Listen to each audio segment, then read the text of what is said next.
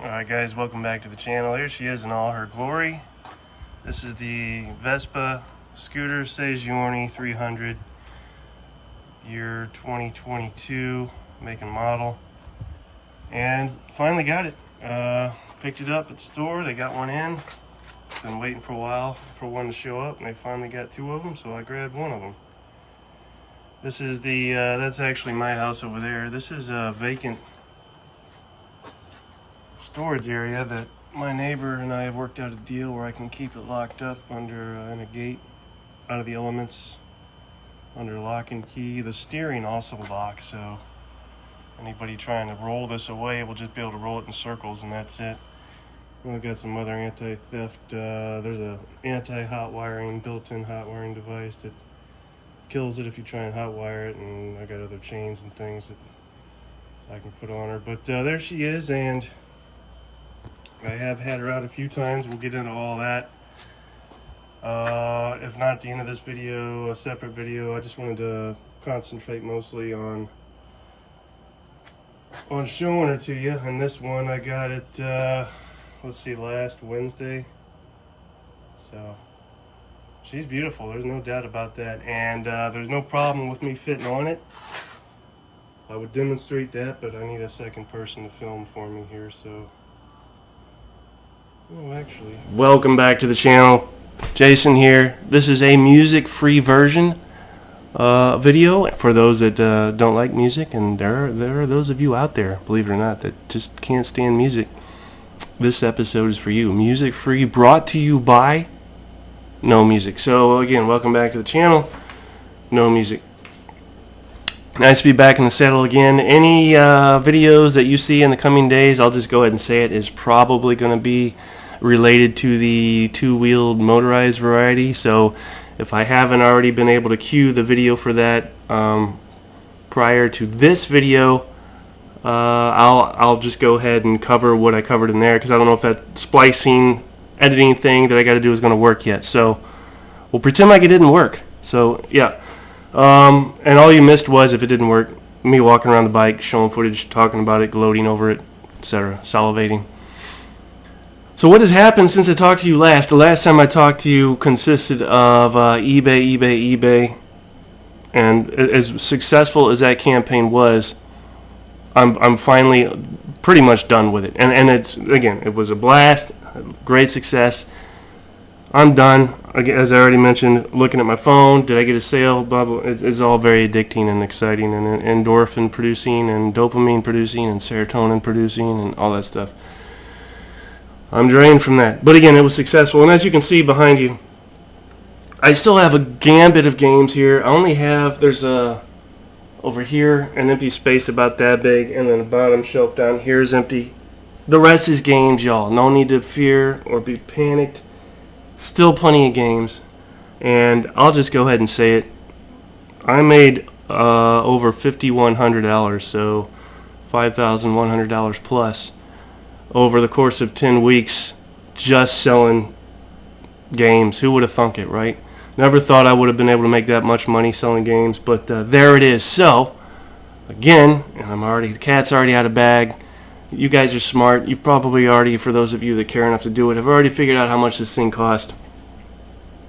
That amount of games that I sold has covered over half the price of the bike. Now that is half the final ticket price. So that's with taxes included, all these registration fees, etc. The grand total, just by selling games, I was able to cover over half the final price, which is awesome. Enough about that. I've already talked about it. So Tuesday night I get a text from this motorcycle place, who I've been going in every so often to see if they have the particular model that I want. We're going to get one, but we don't have one yet. So about every 3 weeks I roll in there. Did you get one yet? We're gonna, but not yet. This has gone on for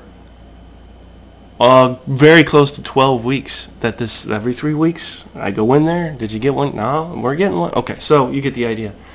Tuesday night, I get a text saying, we got one. You want to come in and look at it? What's going on? I said, I'll be there tomorrow. So this is last Wednesday. I had off that day because I worked this Saturday. That's neither here nor there. So I go in Wednesday morning.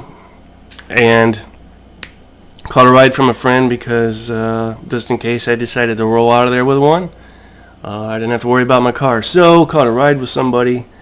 We talked turkey. I had the money on me in case the turkey sounded good. Long story short, turkey sounded great, so I forked over the money, signed some papers.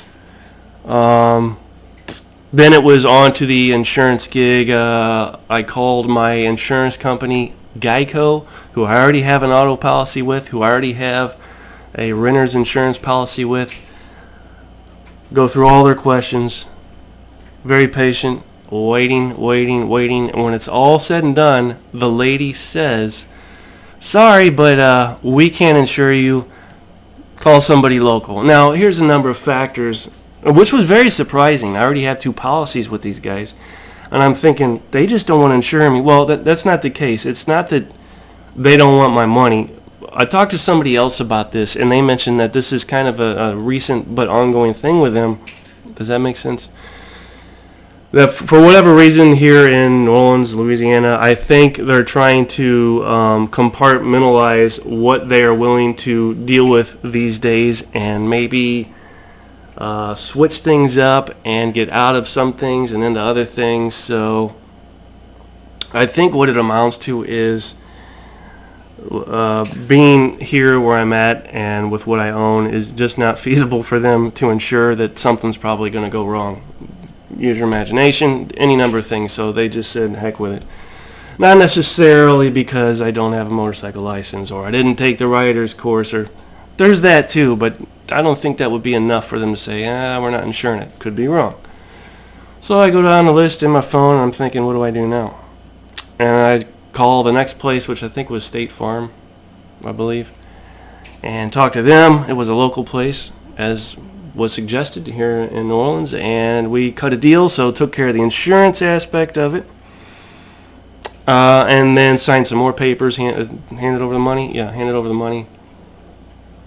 And then they wheel the bike out the door, and they start pointing at things. This is what this does. This is this. This is that. And I'm looking at the bike and what the guy's telling me, and I'm looking at the main thoroughfare road in front of the store that I have to merge onto and negotiate for the first time in my life on a 2-wheel motorized vehicle, and I'm thinking I'm going to die. That's it. It's over. Nice knowing you guys. I'm going to die. So I pay attention to what he says, and I try and calm myself. And you know what? It's not about speed and flying out of there. It's about doing things slowly and calmly and intelligently, and that's what I did. Slowly gave it some throttle. Now you have to remember it's a scooter, so it's an automatic. You don't have to worry about shifting. Gave it some throttle, pulled out into the street, made sure nobody was coming, and I had my helmet and proceeded to ride it home. Now, I did have one moment of, what the hell? Then remember, this is in the Central Business District, downtown New Orleans. This is the first time I've ever rode a bike. Could be a nightmare. Luckily, it wasn't. But as I was riding down my lane, I had one guy decide he wanted to merge into me. Luckily, he saw me at the last minute and thought better of that. That was his only scary moment. Was trepidatious and pensive about bumps. How is the bike going to handle it? How is my back going to handle it? No issue at all. No reason to worry. Silliness. That bike handled bumps like a charm. Potholes, I'm granted a major pothole I would try and avoid, and if I had to hit it, I would probably blow a tire and wreck the rim. But short of that, within reason, this bike handled everything just fine. The shocks diffused everything. I barely even felt anything once it got to the shocks afterwards, so no problem there. I fit on a thing like a charm. I'm almost 6'4", but as this is their bigger, if not biggest model, size was not an issue, so that was not a problem. Did I feel weird on it? Did I feel like I didn't know what I was doing? Did I feel... Yes. I was terrified. Absolutely terrified. The best way I can describe it, and I have described it to a couple people, is find a busy lane, a busy road with traffic, lanes of traffic. strip naked and run down one of those lanes, because that's what it feels like your first time. You feel vulnerable. You feel exposed. You can imagine what it's like in contrast to a car, right? But until you do it, you don't fathom what it's like. The sounds, the feel of the air, the sound of the air, the feel of the bike on the road, everything, the bike itself, everything is new and something that I've yet to experience. So I'm acclimating, I'm adapting whilst trying to make sure nobody wants to kill me, whilst trying not to wreck the thing, etc.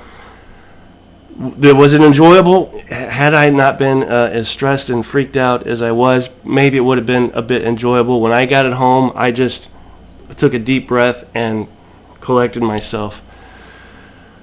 Took care of some errands, came back, got to get it out. So took it out that afternoon, and this was a let's get to know each other type ride. So took it for quite a ways to a university that I used to live by that is now shut down for the summer, so no cars, no traffic. Messed around in the parking lot trying to negotiate turns and turn radiuses and how much you need to lean and tightening up of turns, and seemed to do fine on the braking and the throttling and the straights, but getting again used to turns was something that I needed work on, so I proceeded to do that. And then rode in some other areas that were not heavily trafficked or populated, and I did this at a time of day that was not a busy time, because again, I don't have a license. And you might say, hey, you should get your license, and you are right, and I will, which we'll get to that. But if I was to go take that test, even now after riding it a few times, I wouldn't pass. So I need more experience again in parking lots and things like this, abandoned roads, so I can get used to how this thing turns, etc. Because they're going to want you to do circles, figure eights, U-turns. Probably I need to know, in fact, I will need to know how to counter steer, all these things. And again, there's no throttle on this because it's an automatic. Why is that important? That's important because as you go slower, it's harder to keep the bike up without putting your feet down. So what you actually have to do, and I've watched 1,000 videos on this up to this point, is you actually hold the rear brake a little bit as you give it some throttle, and amazingly, the bike seems to stay up better. So learning that, all these things, it was a nice get to know each other ride. I will admit I got it up to 45. That was as daring as I was willing to get at that point. But it was fine. There was no wobblies. There was no, oh my God, we're going to wreck. It was solid. And again, the bike is heavy. It feels heavy. But once you're going and the momentum's there, you feel like you're completely in control. It's when you're slower and, again, you're trying to negotiate turns and things that you feel less in control of the bike. But that is due to inexperience. There's ways to overcome that. So that was Wednesday. That was my second ride. We're at a point where, and I did happen to get caught in the rain a bit. It wasn't a heavy rain, but it was enough that I had to put the visor down. And I just stayed on the straights, and then the turns, I took them very slow and didn't give it gas or brake too hard on the turns. So I was very cognizant, aware of all that stuff. And so, yeah, again, this is the time of year where I live in this, basically it's a tropical rainforest where it just rains probably every day. Now, it's not one of these blowout all-day storms. It's a boom, it's raining, boom, it stopped. So you just kind of feel the window of opportunity as far as getting the bike out and beating the rain and not getting caught in it. Thursday, Friday, Saturday go by, nothing. And then Sunday, today, time to take the bike out again, and a little bit nervous. It had been a few days. But once I was on it and just felt comfortable again, every time I ride it, it's a little more confidence, a little more comfortable. And a little bit shorter ride, I took it, was going to take it to the same university parking lot and mess with some stuff and a couple other areas. But before I could get there, I saw what literally looked like a wall or curtain of rain about a mile down. So I thought, I'm not riding into that. So I turned it around, brought it back. It was a nice short ride, and I got to corner a few times, and I negotiated that a lot better. The thing that I'm learning is you don't just steer with your hands. You have to literally steer with your body, and if you're going to turn, you need to look where you're going and move your head in the direction you want to go, and kind of, it's all in shoulder, everything. It's not like a car. It's not where you can just sit in the car and your foot and your arms doing this. On a bike, you've got to use your body. Not that you're flailing around, but you know what I mean. So I'm learning all this stuff, and thought about getting it out tonight, but probably will not. Weather permitting, we'll definitely have it out tomorrow, and if that's the case, I will do my best to bring a tripod, and if I can't have somebody go with me, set it up so I can do some flybys or let you guys take a look. So yeah, there's that. What else? Things that I'm considering, things that I'm learning. Let me grab something for you here to show and tell.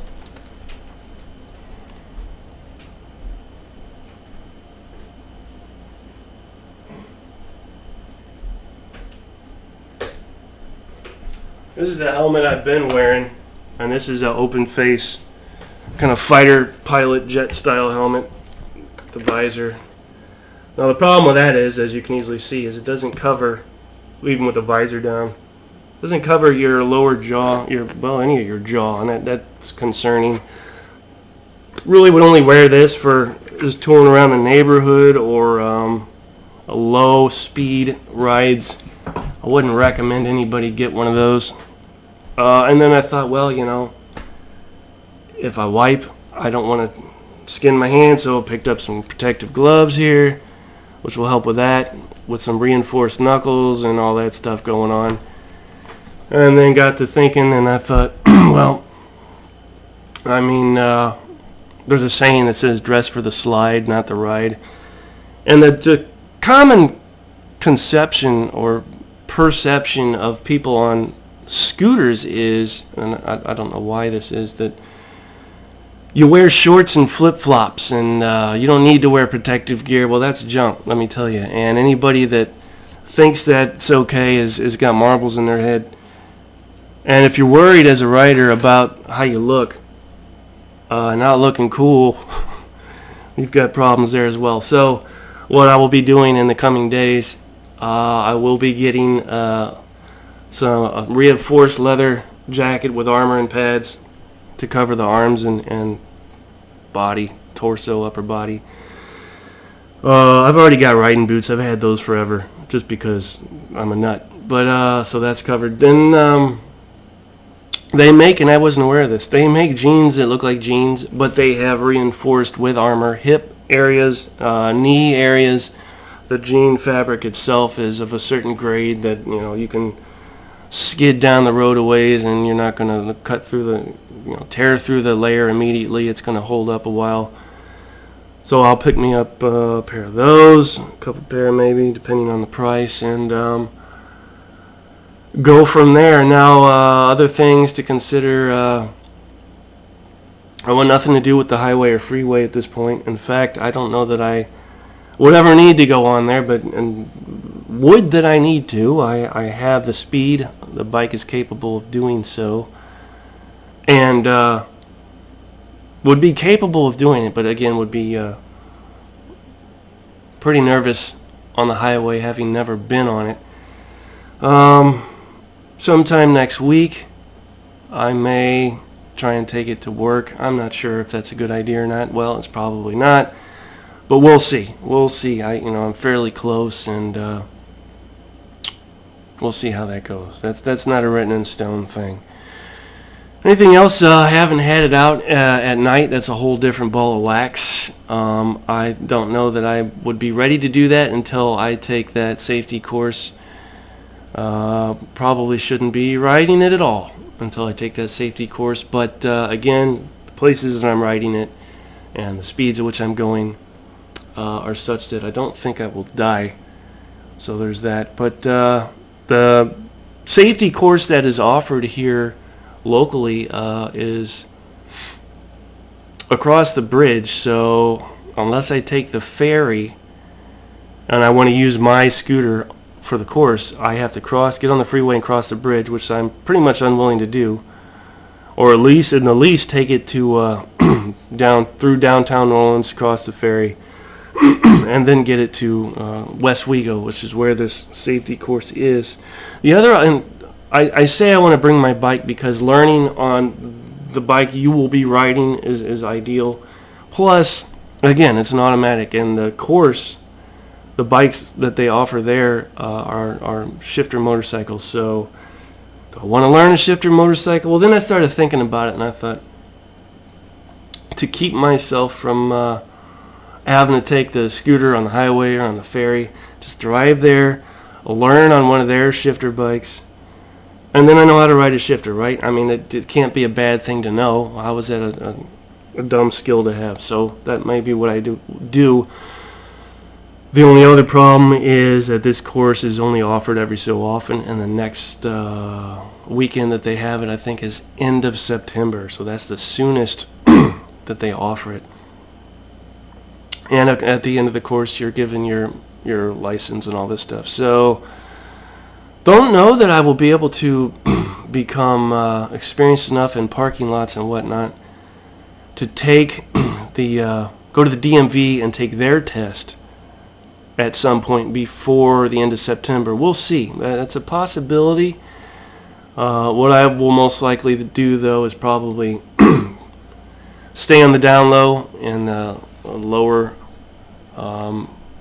populated areas and continue to try and improve my skills, and then just take the course. So that's what we're looking at there. I don't think I've left anything else out. Much concern as I've expressed and nervousness. Is it any fun? Now that I own it, was it worth it? Yeah, I have to say it is. I mean, I've had those moments now, at least, especially lately, where riding it feels it's a blast. It doesn't feel like anything else, and for God's sakes, I got it technically more than half off. So I mean, I can't have buyer's remorse for spending too much money, because all the games I've sold, getting a scooter like that, top of the line Vespa for over half off, really helps with spending the money there. It'll be a bit more fun when I've got a coworker there that is getting second one. She wrecked hers, so it wasn't her fault. That should be sometime around September, so it'll be fun to ride around together and share experience and kind of bounce things off of each other, what we're noticing as we're riding, and helping each other improve in that respect as well. So there's that. That's about it. Again, the coming days, hopefully maybe even tomorrow, weather permitting, as I mentioned, I'll try and get her out and get some footage of me actually on the thing, see what you guys think, and go from there. So any, as usual, any comments, questions, concerns, things like that, please share. I mean, this is new to me. I'm excited, also a little concerned. I have a healthy respect for this machine. This is, when you're on it and it's not moving, it's a big, heavy, wieldy beast of a thing. It doesn't feel like you're going to control anything. It feels like it's going to control you. But as soon as you get moving and you get the momentum going, you feel like you can control it. It's way easier. It's just a matter of experience. So I think that's it. Again, let me know what you think. Any similar experiences, etc. That's about it. All right, guys. Hopefully I'll have some more stuff for you coming up. So stay tuned and stay safe out there. That's another thing to consider as well. All right. Bye-bye.